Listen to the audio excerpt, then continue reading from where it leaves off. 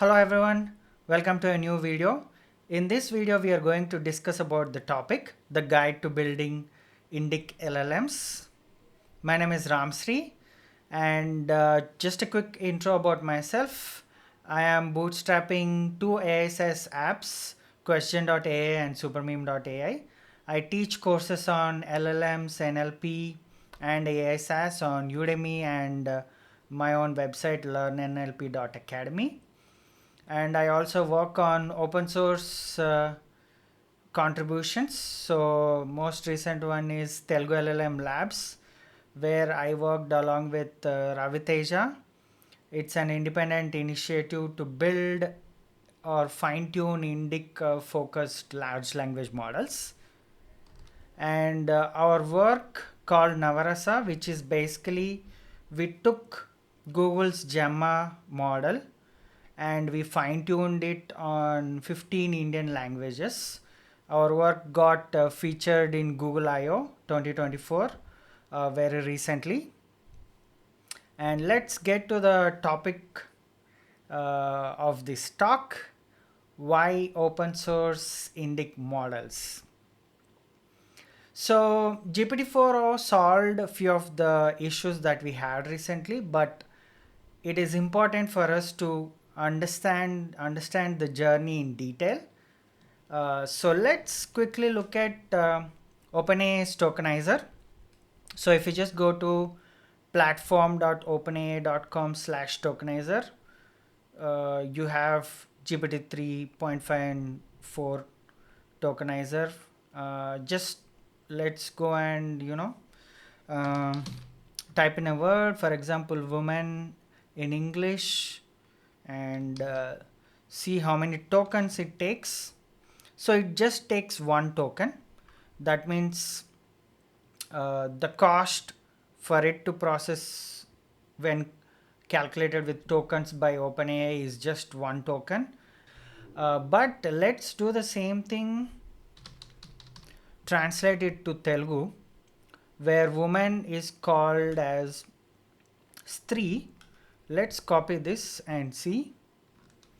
And all of a sudden you get 12 tokens.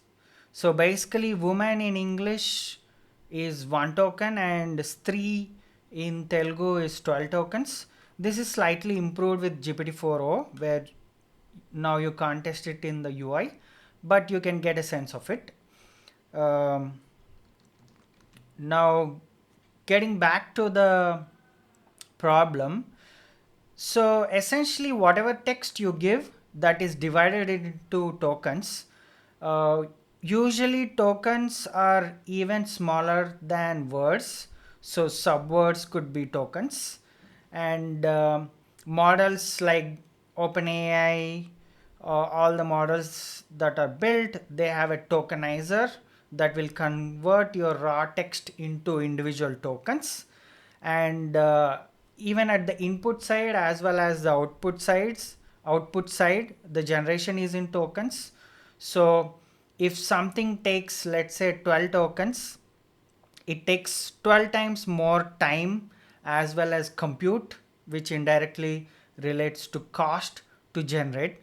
So simply put, if it takes one compute unit to generate woman in English, the same thing would be 12x costlier to generate in Telugu or other languages which are not well represented. GPT-4o solved most of these things, which is they improved the efficiency of the tokenizer, but still there is a lot of room for improvement. If you are working with a single language, you can just have a smaller tokenizer that is more efficient.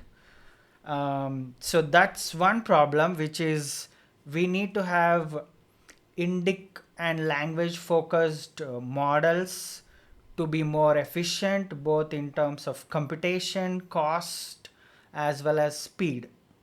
And the other thing is that lot of models that are available via API, be it Anthropic, OpenAI, etc., they are not that great to capture local context, regional festivals, customs, etc. And the biggest problem is in the training data. most of the models probably have like 90 to 95% of the training data in English or the top 3 4 languages, and only a small percentage of the training data is composed in languages other than English. So although internet could be scraped, that's what most of these companies did. I would say that a lot of data is still not on the internet, that is contextual, local, etc. For example, just take Indian newspapers. If you take even local newspapers, for example, in Telugu, we have a lot of newspapers, Inadu, and when you go to national level, you have Hindu, Times of India. These have been running for 40, 50 years, and not everything is online. But they have the archives either stored, on their own custom servers, or stored in sometimes not in digital form, or in old digital formats like CDs, etc. At the end of the day, there's a lot of data that is contextual, local, Indic, that is not available online. So a part of it could be solved, uh, you know uh, working with these players to digitize the content and build local contextual Indic LLMs. But even beyond that, just uh, collecting the data from all the available sources, even online, if there's an Indian company that is sitting in India and working with these partners, they would build much better models that are contextually relevant.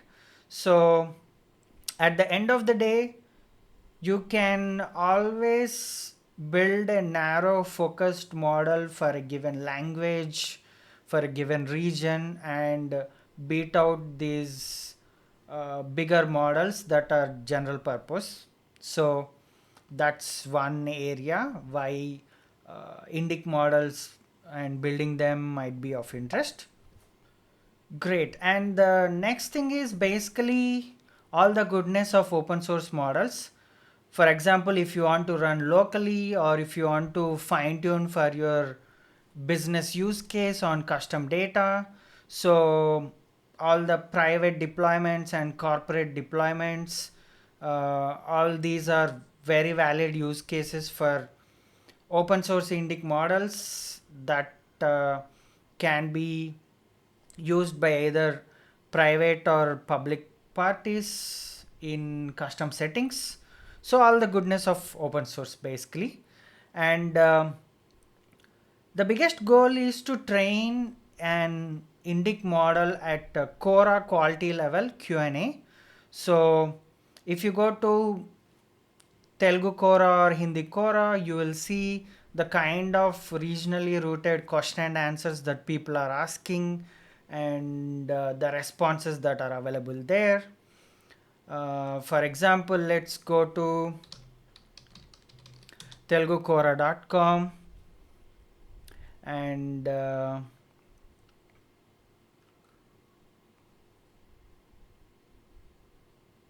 you can easily see there are a lot of topics.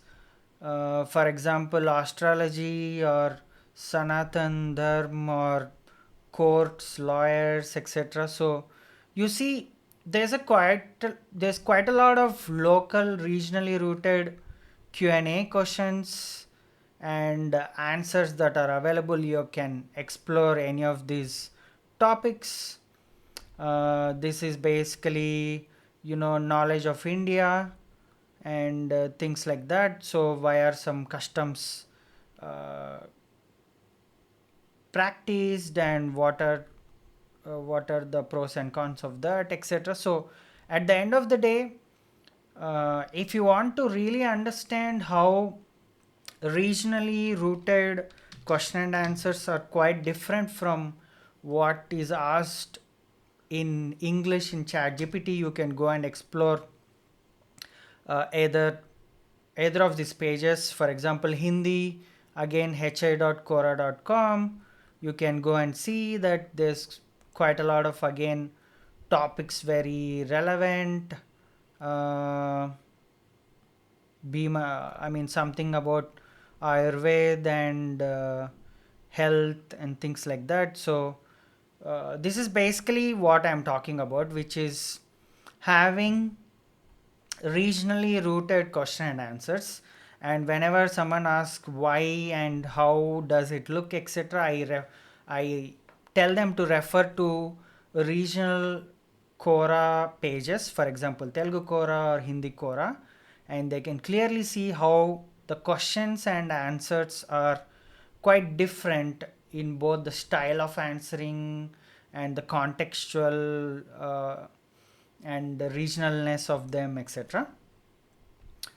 And the other thing is why build Indic models. Basically, learning wise, you take the state of the art techniques and doing the same things as a developer to a data set in English might not be very exciting because that's solved for already.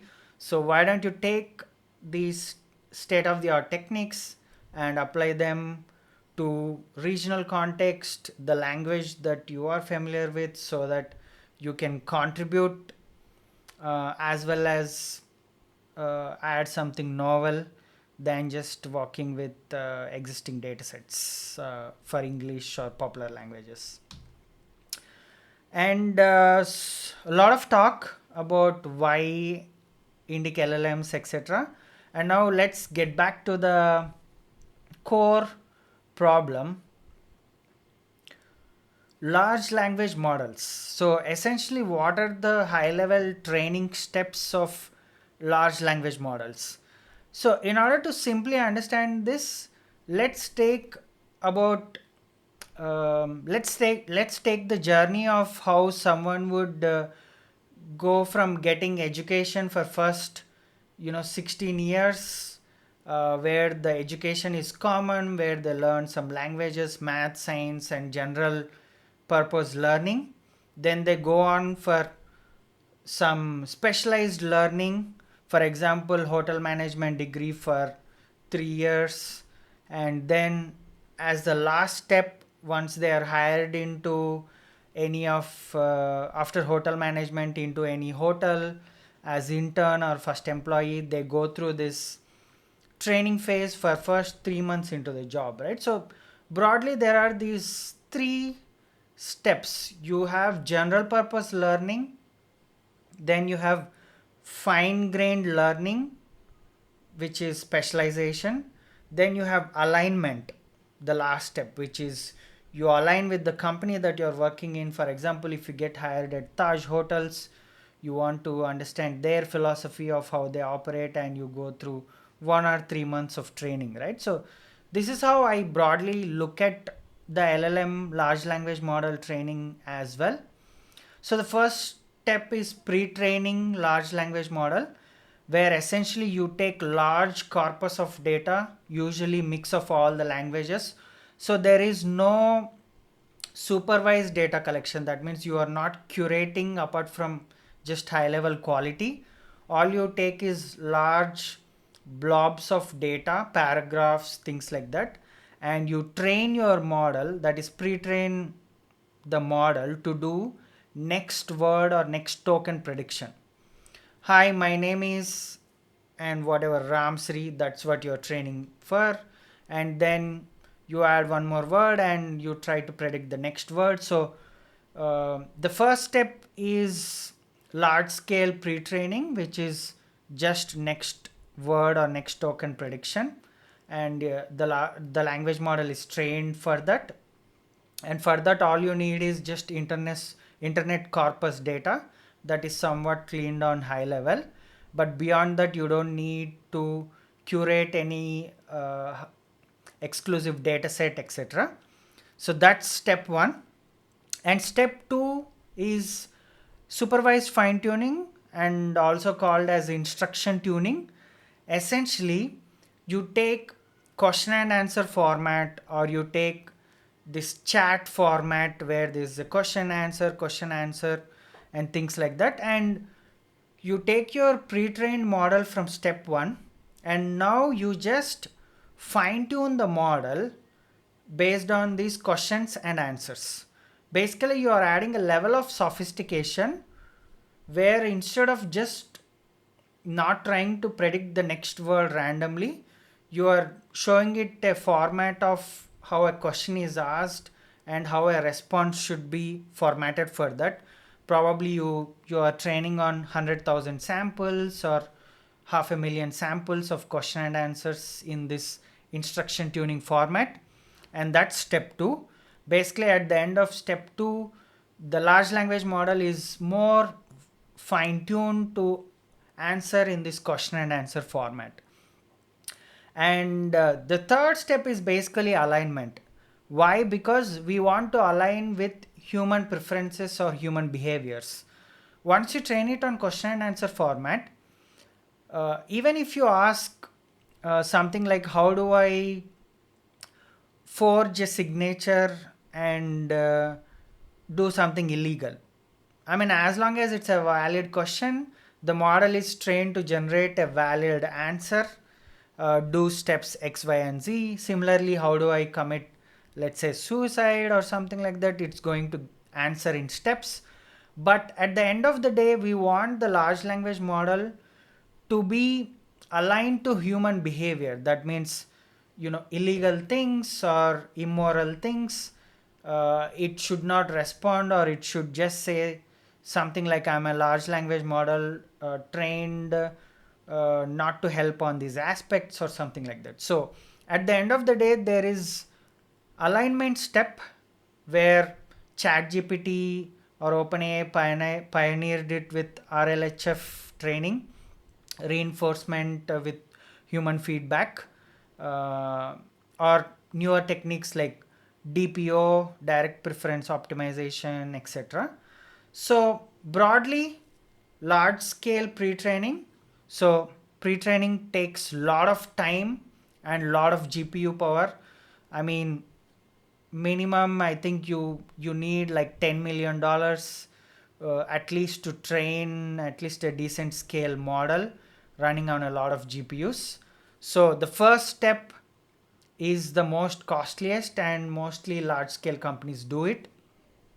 And where we come in as, let's say, small players with limited compute is in the second and third step. So basically, you can collect even like 1,000 samples of question and answers, and you can fine tune the model, that is do step 2 on one GPU in a day or something like that. So essentially, you can do the middle layer and the last layer, step 2 and step 3, as individuals or small scale startups with limited compute. And that's essentially this step. And nowadays there are newer techniques called as ORPO, which combine the second step and third step, that is instruction tuning plus alignment step, into one, where there is a question, right answer, preferred answer, and rejected answer, kind of like triplets which you can take. So you can combine step 2 and 3 into one if you want with newer techniques. And most players like us with limited compute, probably single GPU, can come in and add value on second and third steps, which is what we did for Navarasa model as well, that got featured in Google I/O. I'm going to talk about that in a bit. But one of the biggest thing is, great, you told about this question and answer format, but how are we going to create this question and answer format datasets? And the biggest thing is that in order to create these datasets natively, let's say in Telugu or Hindi, you are again going to need a lot of manpower. Essentially, you need to have folks who will create these question and answers, and most things like scraping Quora, etc., is not allowed according to their terms and conditions. So I wouldn't recommend you to collect from such sources. So the best way that is available to create Indic training datasets easily is go and take existing English datasets that are available and translate them to your native language, Hindi, Telugu, Tamil, etc. And that would be one of the good ways to do that. And let's look at let's look at how the popular datasets are. For example, you can go to Hugging Face and alpaca cleaned. Let's look at that. Okay, great datasets. So this is how the datasets look like. For simplicity,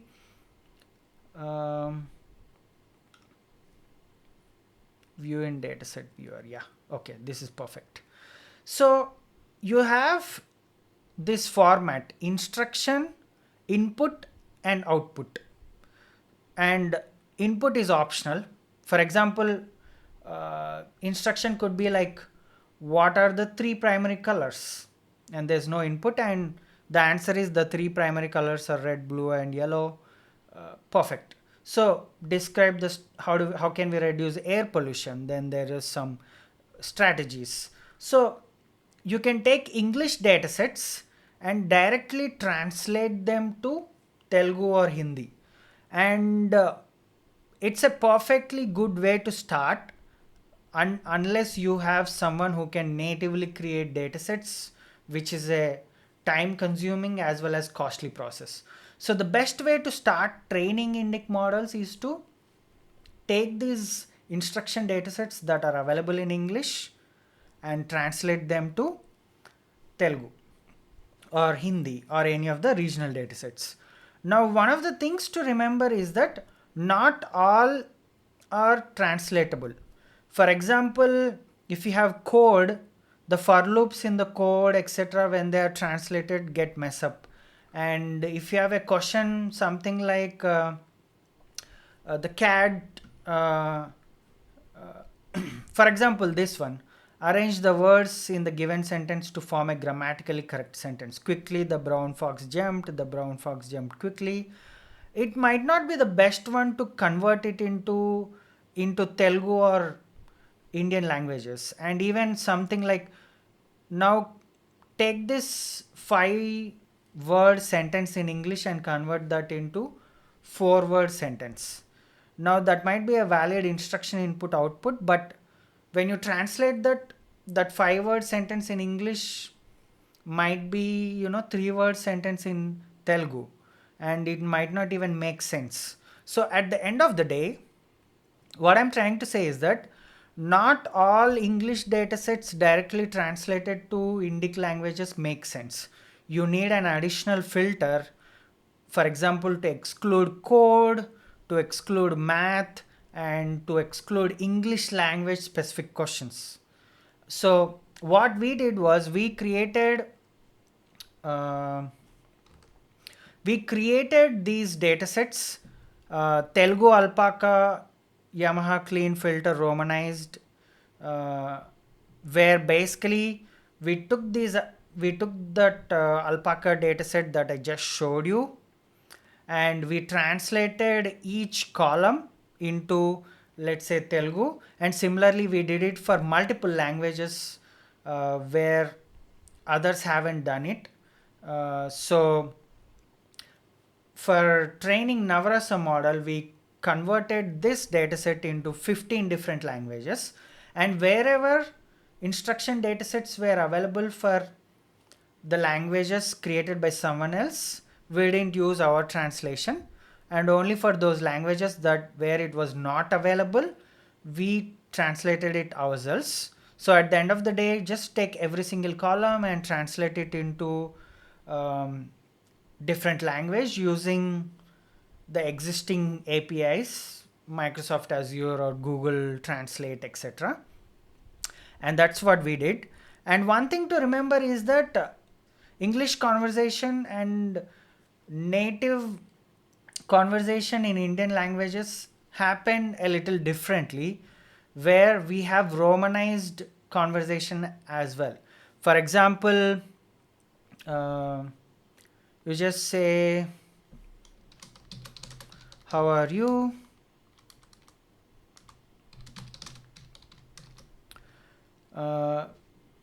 Let's take Hindi for example. So how are you translates to aap kaise hai. Now this is original Hindi, but when we are conversing online, for example YouTube comments, Instagram comments, or just typing on WhatsApp, etc., we don't write this because it's easier to write aap kaise hai in with English letters itself. So this is called as Romanized Hindi or Hinglish essentially. So we need to create two data sets when we are translating. We need to create data sets this translated to Hindi, and also create a romanized version of that.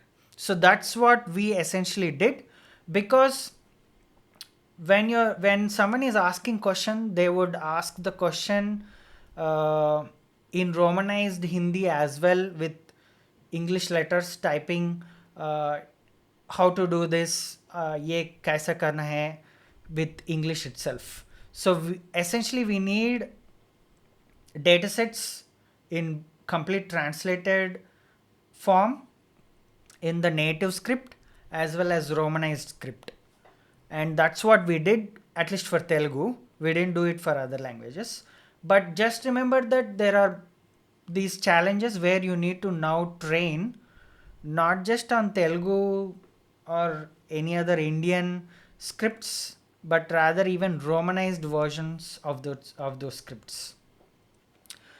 Now let's take the big picture and understand how LLMs, large language models, were trained 6 months back, when Llama 2 from Meta was the most popular or best LLM out there, best open source LLM out there.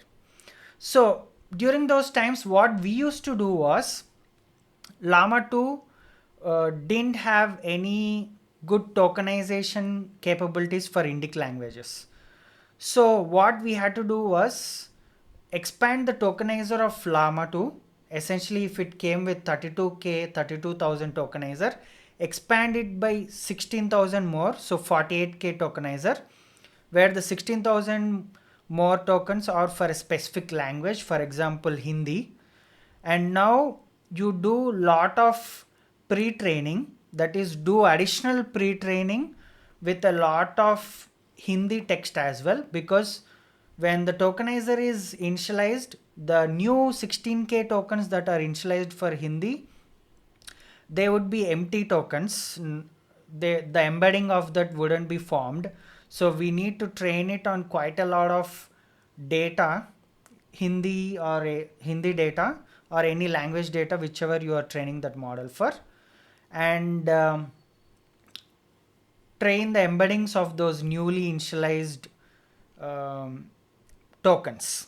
So at the end of the day, you had to expand the tokenizer of the Llama model, and then you had to do a lot of pre-training with initial data.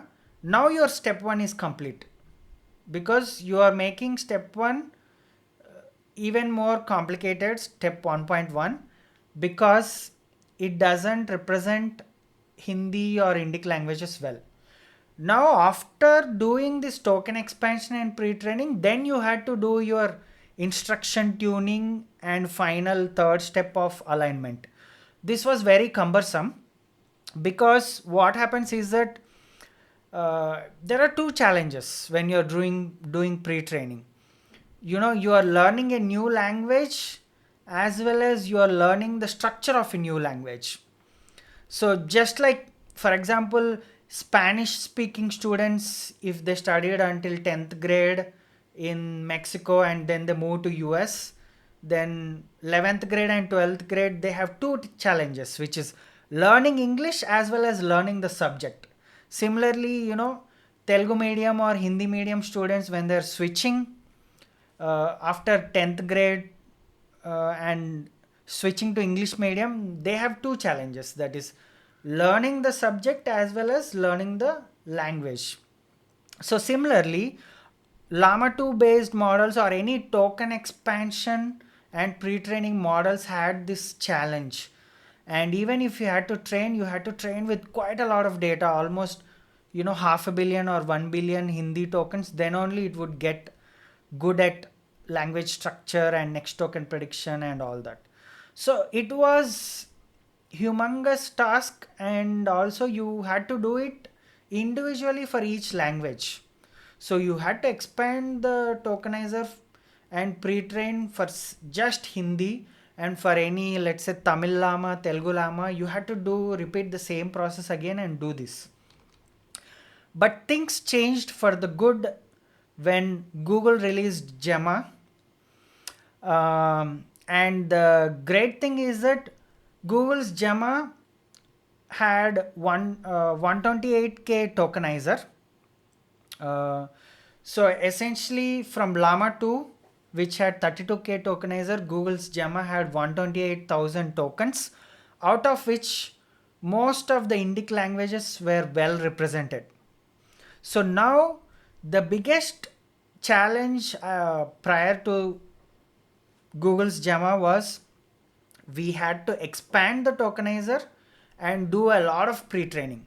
That step is cut down once Google's Gemma was announced, because you don't need to expand the tokenizer and do a lot of pre-training.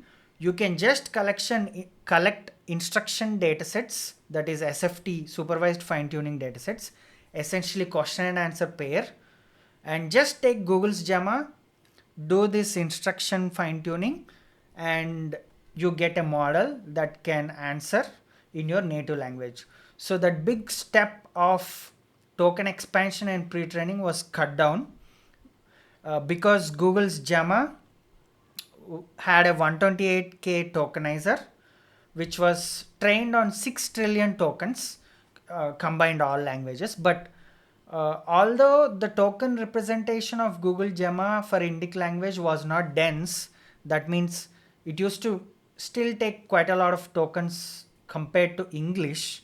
Still, those tokens are well trained because you had 6 trillion tokens in the training phase. And what we did was to take Google's Gemma and 7 billion parameter model, that is the highest model that was available, and now take all these datasets, instruction datasets that were prepared.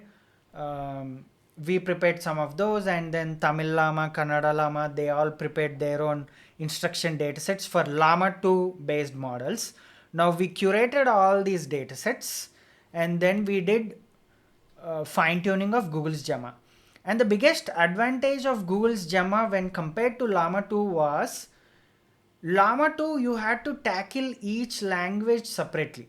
For Telugu, you had to do this token expansion, pre-training, then do instruction tuning, and then you had the model that was usable. Similarly, you had to repeat the process for Tamil, repeat the process for Hindi.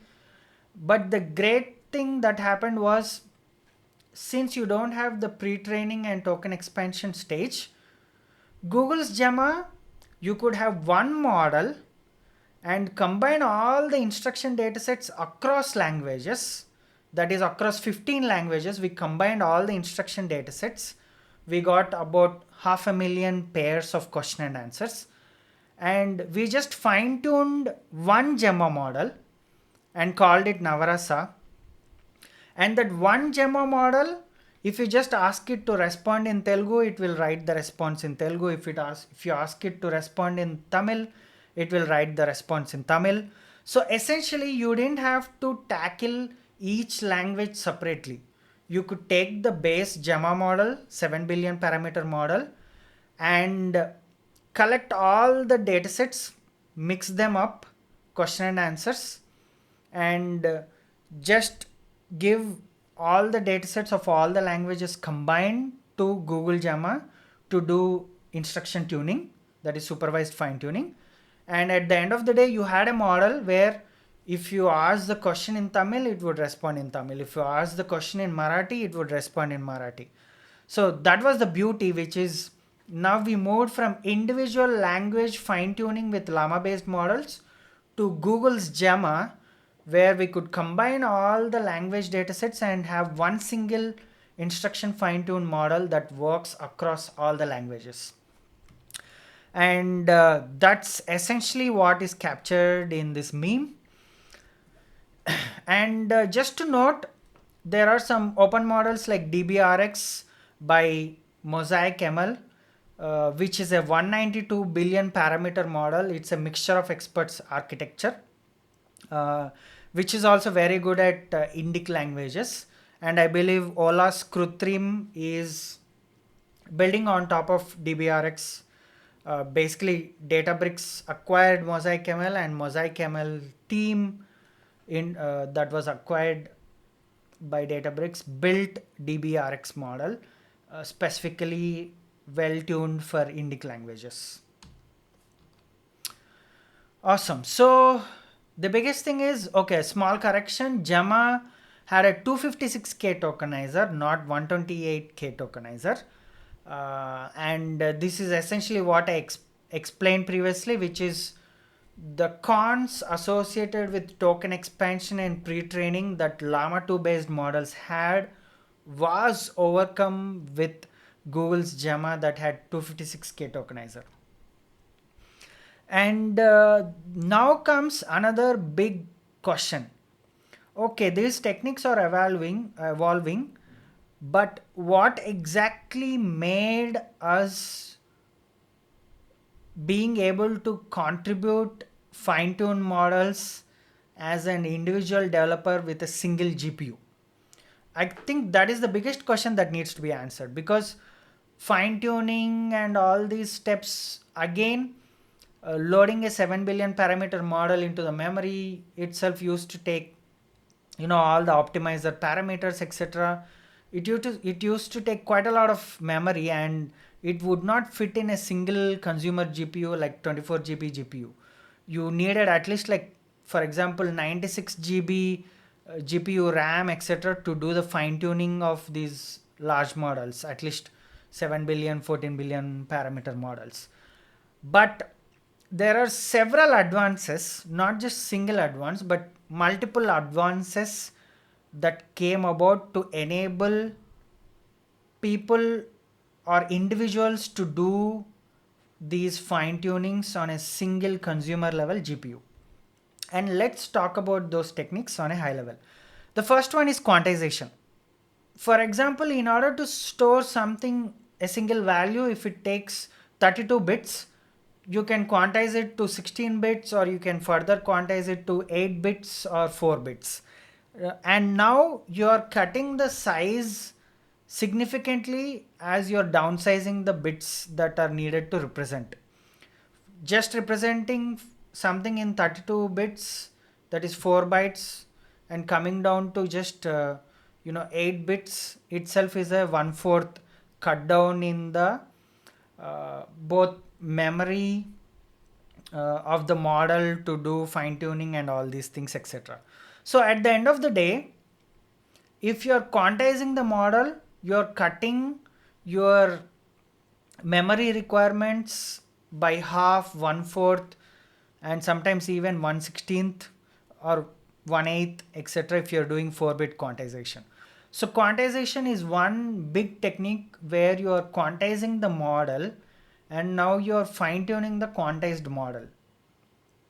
Now, second big technique beyond quantization is PEFT, basically parameter efficient fine tuning techniques.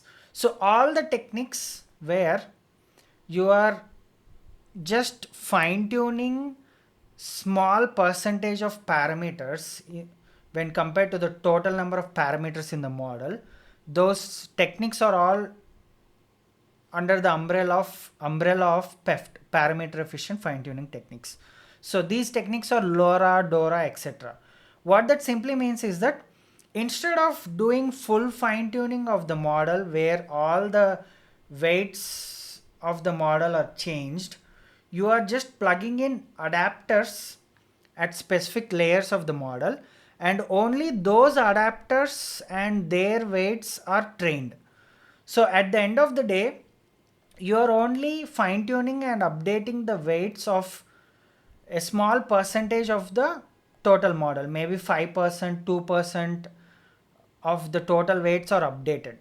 So at the end of the day, all your optimizer gradients and all these things, and the what you need to store in order to do backward forward pass, all these things are reduced significantly, because now the parameters that you need to tune are only 5% of the total model or something like that. So essentially, techniques like LoRa Dora, where you're only updating a small percentage of the model, now you're cutting memory requirements significantly again. From quantization, you're reducing by one half, one fourth, one eighth, etc. And now you're again significantly reducing the total number of parameters that you need to update using these PEF techniques. And the third thing is using libraries like Unsloth, where they enable efficient computations at GPU kernel level, so that you can do the training 70% faster with 50% less memory, etc.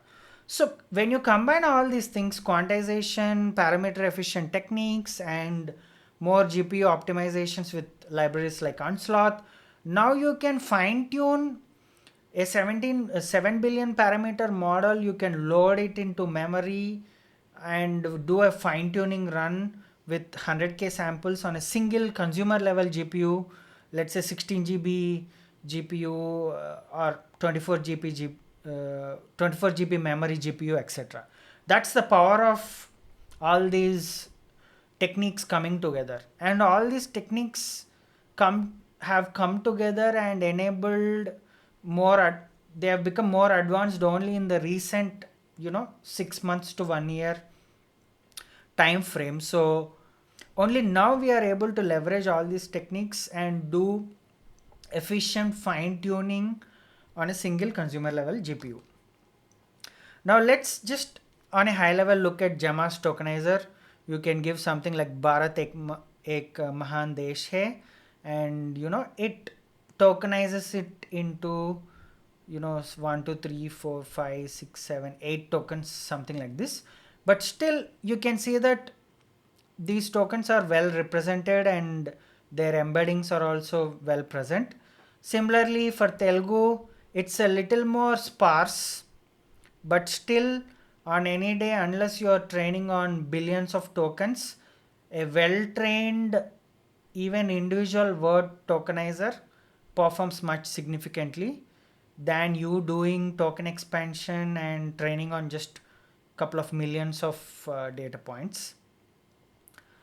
Similarly for Tamil, Malayalam, etc. So these are the datasets that we used for Navarasa 2.0.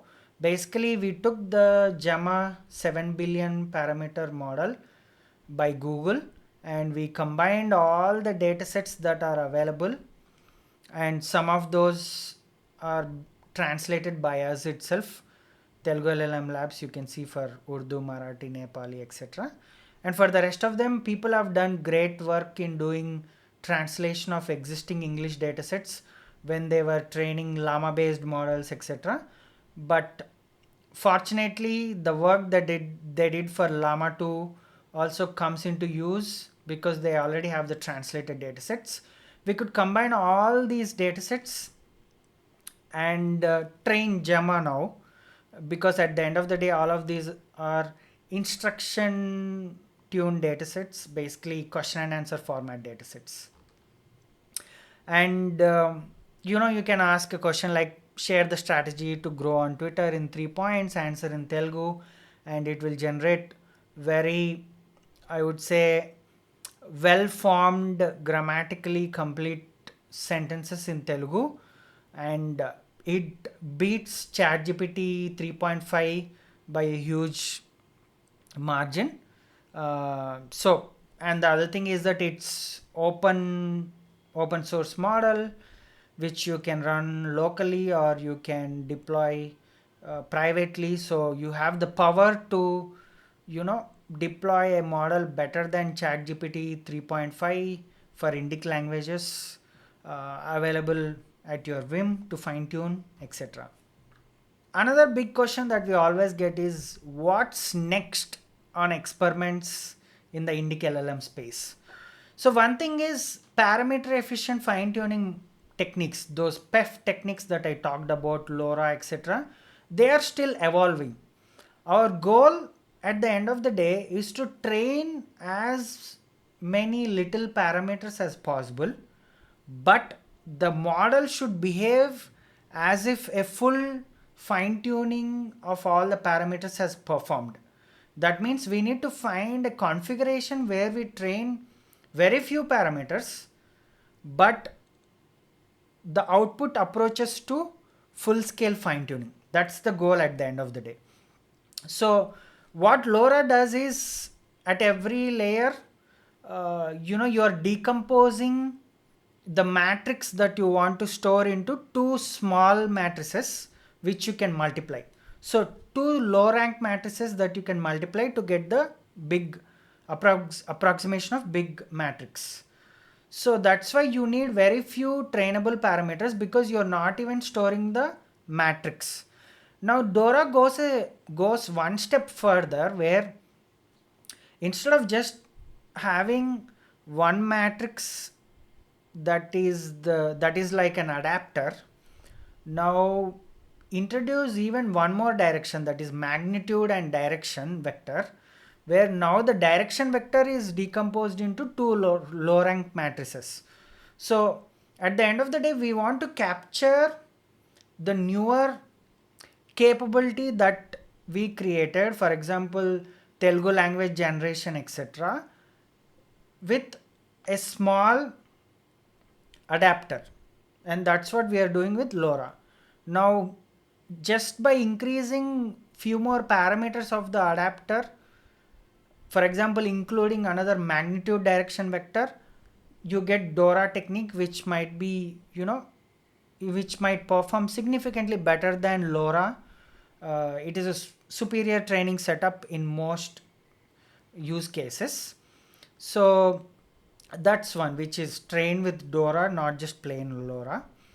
And several other techniques, for example reft, representation fine tuning, is another technique where you significantly reduce trainable parameters to even less than 50x the times of LoRa. What does this mean? Depending on your use case, for example, if your use case is just have a very lightweight adapter for every business that you're serving, you can have a base Gemma model, and you can have a very lightweight adapter that has 1 megabyte or something like that in total, the total parameters that you store using ref technique, and you provide some customization in custom text generation for their blogs, etc. So depending on your use case and how much you want to store, there are all these several techniques that are available, where reft takes different approach to reduce even LoRa parameters significantly 50x times, whereas Dora takes a different approach, which is increasing the parameters but also increasing the quality of fine tuning. So you can play around with any of the techniques depending on your use case. Yeah. And the other thing is, like I mentioned, training with ORPO. So basically you combine step 2 and 3 into one single step, where now you don't need supervised fine tuning and alignment, but rather combine both of these steps into one single step. So ORPO eliminates the need for SFT plus DPO or SFT plus RLHF step. And how this is possible is basically you will have triplets mostly, where there is a question, accepted answer, and rejected answer. We have created a small visualizer for ORPO dataset, as we are working further to train Navarasa 3.0 on ORPO dataset once even Gemma 27 billion parameter comes out in sometime in June, that Google have announced that they would release upgraded model of Google's Gemma, that is 27 billion parameter model, and we want to create an ORPO data set and then do the training, because at the moment whatever models that we have released, they have not gone through the last step of alignment. So if you ask it to how to make a bomb or how to kidnap, it's going to give response in the native language answering to your question. And let's look quickly at how ORPO dataset looks.